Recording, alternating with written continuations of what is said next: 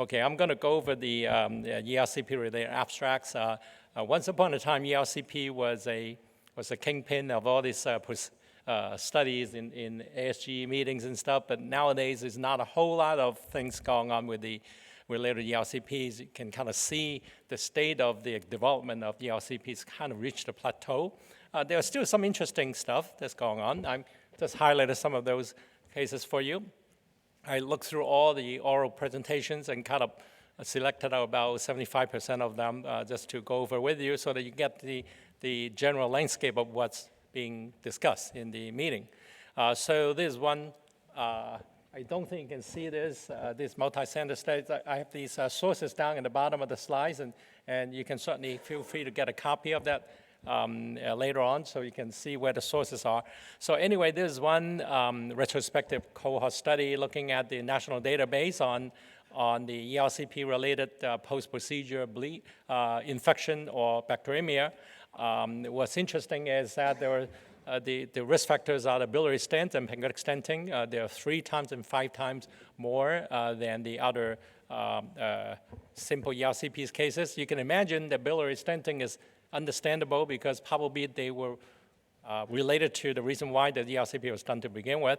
What's interesting is why the pancreatic stenting is increased 5 times more that I still don't understand.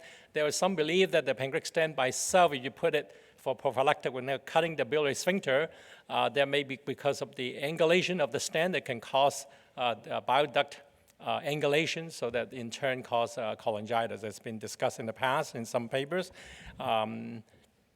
And the risk of ERCP-related sepsis and fever is about 0.7% altogether, so kind of pretty much in line with what we normally know. In terms of the complication of ERCP, we all know that post-ERCP pancreatitis has always been the one that we preoccupy ourselves with. We know that indomethacin has been proven to be effective in preventing pancreatitis by about 50% of the time.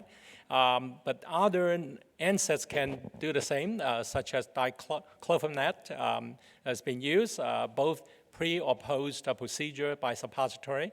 Now there's been a study also nitrate has been used, although there's not been proven to be effective in preventing pancreatitis. But in this particular study that they actually did a randomized multi-center trial comparing only the suppository versus suppository with a pre-procedure nitrate. And the nitrate group, they basically had 400-some patients, which was pretty good in each group. And pancreatitis actually was reduced by almost 50% in the one with the combined application. So it's kind of interesting study. I suspect that we're going to see more of that. There is a little bit more hypotension, obviously, for those who receive nitrate, but they're transient. It's not a big problem. Indomethacin or other NSAIDs have been used also for children, and this one is an ibuprofen randomized study, placebo-controlled for kids. A small study, and basically there are 7 episodes of PEP for 12% rate of pancreatitis, less frequent in the ones who receive ibuprofen, but not significant statistically. But if you look at the number of patients who have abdominal pain following the procedure, there's dramatic difference between those who received the ibuprofen versus those who did not. I don't know exactly what that means, but we'll probably know more about it as a larger study is being done in the future. Precut has always been considered a bad thing. I think Peter Cotton is a champion in that. However, there's been recent studies suggest that Precut is actually not a bad thing in terms of causing pancreatitis. They basically did a meta-analysis of 11 randomized controlled studies in the literature and looking at Precut versus persistent cannulation, and in fact, it's about 50% less of patients with pancreatitis for those who chosen to have Precut earlier than persisting at the cannulation procedures. So Precut, if it's done, applied wisely, I think is actually a good thing. So we shouldn't really go to a lawyer and tell people that the Precut is a bad practice for ERCP. And there's a randomized control study looking at metal stent placement with and without a sphincterotomy. We all know that metal stent is pretty large. There's some belief that if you use a large stent across the sphincter without cutting, would it cause all this repercussion? So there's an interim analysis looking at 70-something patients comparing to another 76 patients without sphincterotomy. The bottom line is that, now I don't know why the complication is quite high in either group in this study, 30% versus 22%. But actually the ones who had no sphincterotomy had actually less complication, although there seemed to be a little bit higher risk of pancreatitis for the group did not get sphincterotomy. So the bottom line is that if this data hold true for the full study, it appeared that it's a wash between doing a sphincterotomy first before stenting versus without. So you may not need to do that at all. And then how about looking at the predictors of radiation exposures during ERCP?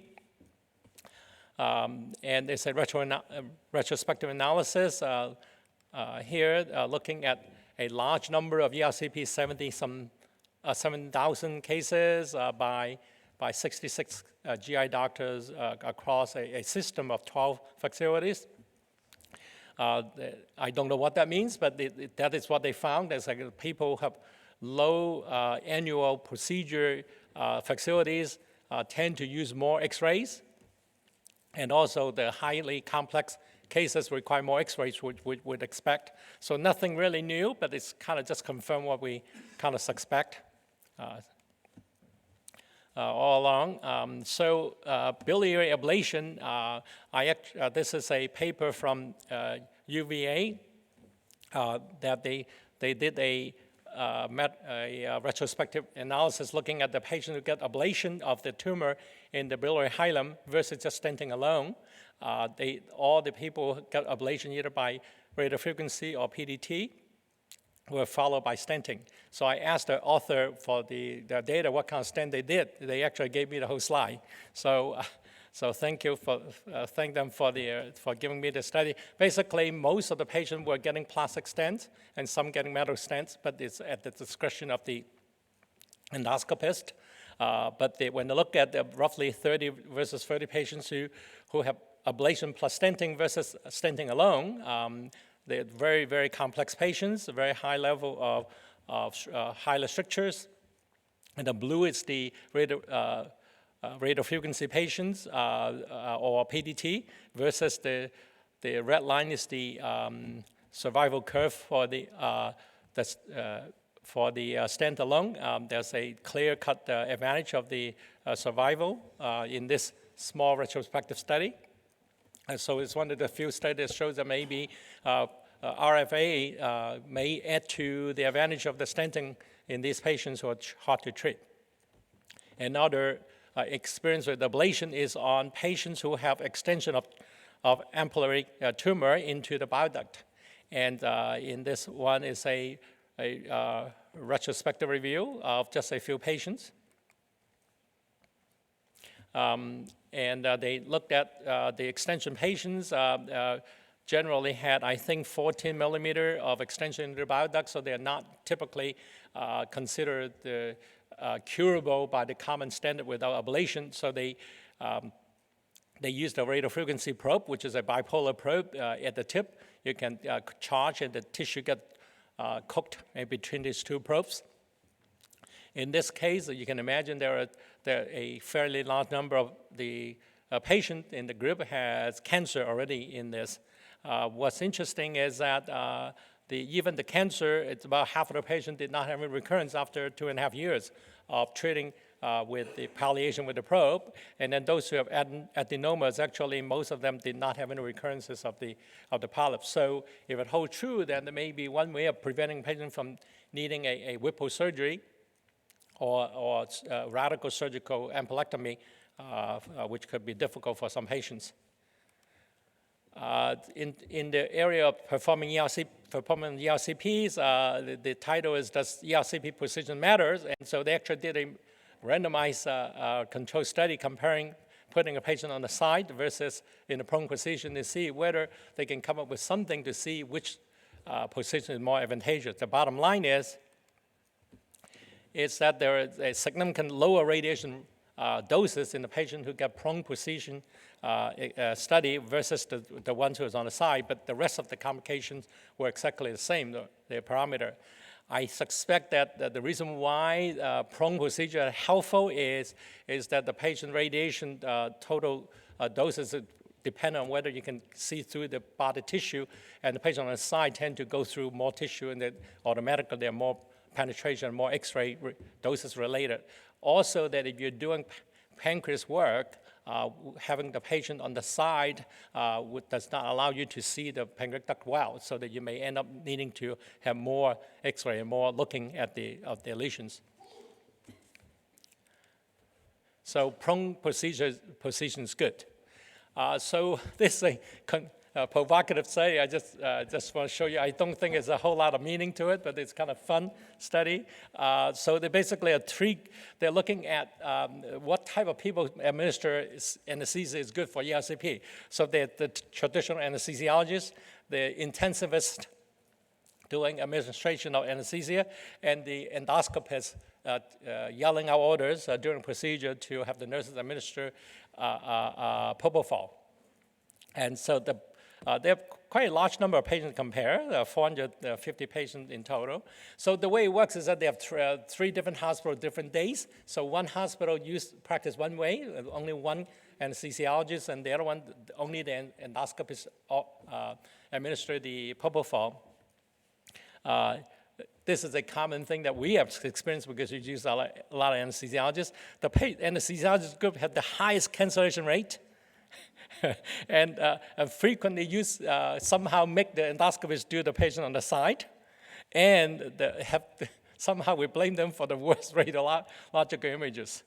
So the bottom line is that the conclusion is that endoscopists administer directed propofol sedation is the best.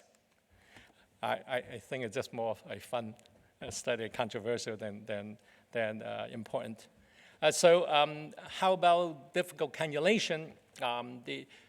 We all know that some ERCPs are more difficult than others, and there's some belief that the distal bioduct strictures, very, very distal ones, the harder to do cannulation and more complications.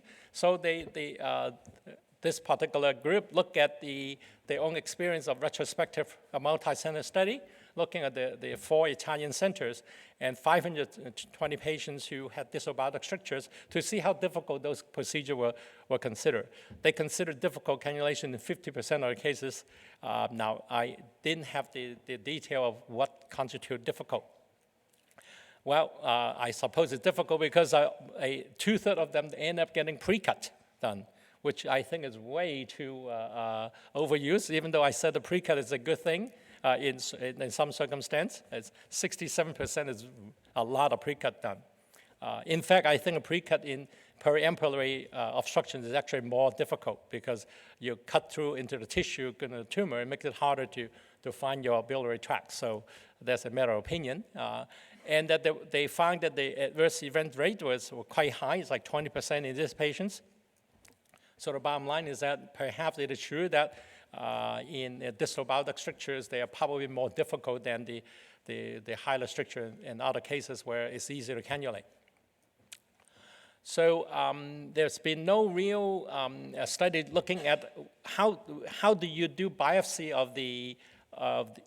through single operator spyglass type procedure to take samples. We all know that they don't take very, very good samples.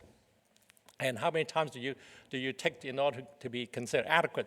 So this is done by the Florida group, Rob Hoss group, that they randomized the cases into sampling with the on-site, so basically a touch prep to look for cytology to make diagnosis. So every biopsy and they touch prep until they get a positive biopsy at the bedside with the diagnostic cytologies, up to 7 biopsies. Versus 7 biopsy just by biopsy and then send them out to the pathology to look at. But it put into specimen of 3 initially, and then 4 in the second set of biopsy in this separate specimen jar, so just for convenience. So they look at they randomized like 30 patients.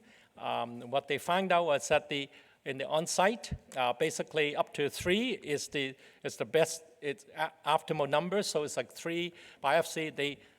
With that, they have a 3 false negative and an accuracy of 90%. So meaning that if you take 3 blindly without the cytologist and the bedside, you just take 3 biopsies through the spyglass, and the chances that you'll have a 90% diagnostic accuracy. I suspect that it's only in their center. Most people don't have such a good result, but hopefully that it'll turn out to be true with more data. And how about early versus late cholangitis ERCP?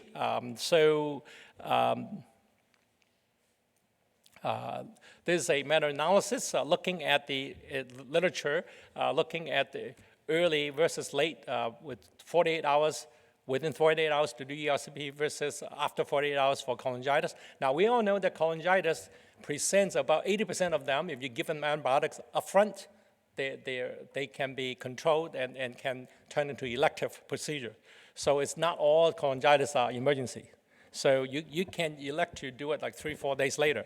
But the bottom line is that in the literature, it shows that intra-hospital mortality rate is significantly higher by almost doubling if you do the procedure more than 48 hours later, and the length of stay is also significantly longer by more than 4 days. So it is wise and appropriate to do cholangitis cases to perform ERCP within 48 hours. And in fact, even 24 hours is even better, but there's a trend, but not statistically significant. And how about in rural white gastric bypass patients who are really difficult to do ERCP?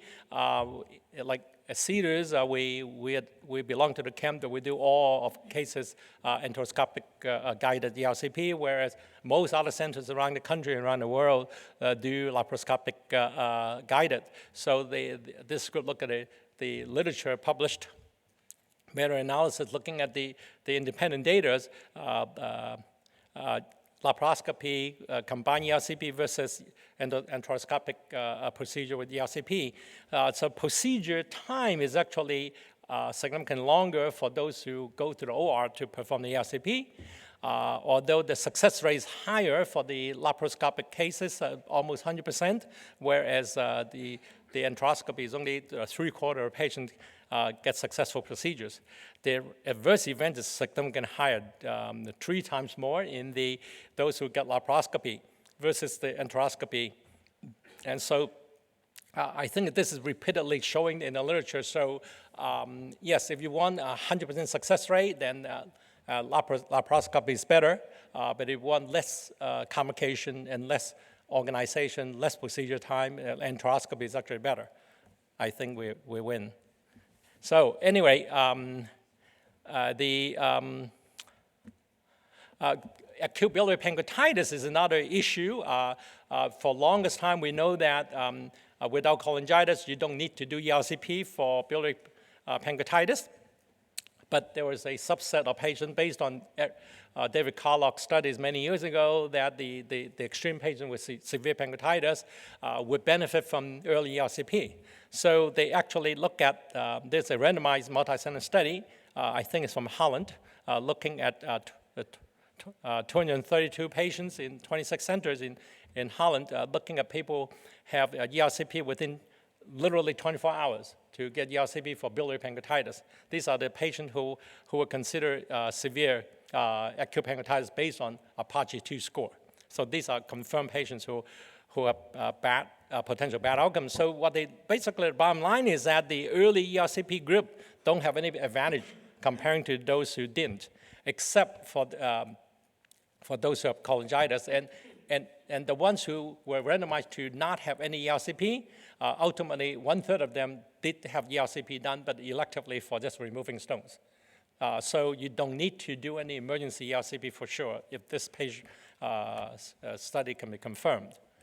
So I think finally I just want to go over some new gadgets. Anti-reflux stents has been on and off published and used in different designs, in different places. And this one is a single stent study using this type of stent.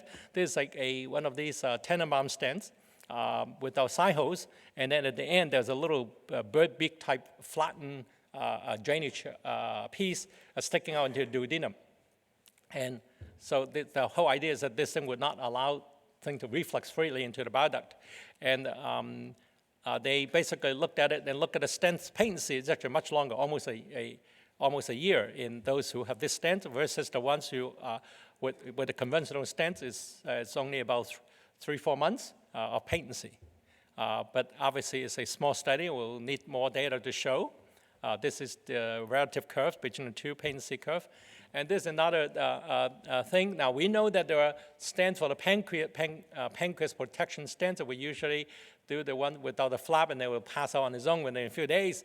We don't have really stents for bile duct stenting that would fall out on its own. So these were the design that kind of spiral, so that I don't know how it works. I guess it's straddled over the papilla, and then eventually a spiral allowed to kind of unwind itself and go into the duodenum and go out.